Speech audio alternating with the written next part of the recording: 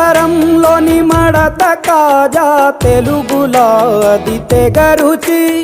ఆత్రేయపురము పూతరేకు అతిథిలా అది బహురుచి